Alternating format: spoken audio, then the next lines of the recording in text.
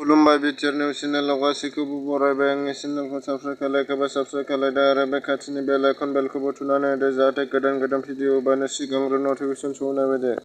मुलुगनि मुंदांखा जारिमिन माहारियारि मानास हाग्रामा सा-सानजा ओनसोलनि थाखाय मोनसे गोनांथार फोरोंथाय बिथांखि हाबाफारिया जोबनानै थांनाय 2 सेप्तेम्बरनिफ्राय लानानै सानथामनि हाबाफारिजों माहारियारि मानास हाग्रामानि मोसा जंगल रेस्क्युआव मोसा रैखाथिनि थाखाय मोनसे गोनांथार फोरोंथाय बिथांखि लानाय जायो।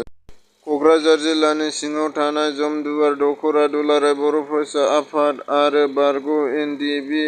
बिथांमोना खौसे जानानै खुंनो लानाय बर' लाइमोनफोरखौ हेमेलापाथियाव गोग्लैनानै थिसनजानो हानायनि थाखाय प्रि रिक्रुटमेन्ट लानायखौ मैयानिफ्राय बेखेवनानै होबाय।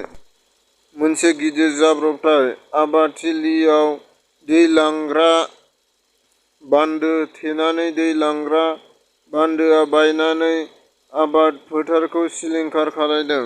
दशरथ बर'नि बिथांनि दैदेननायाव रेगा दिहुननाय प्रडाक्शन्सनि बेनाराव संसार मुंनि सुंद' सावथुननि शुटिंआ सोलिगासिनो दं।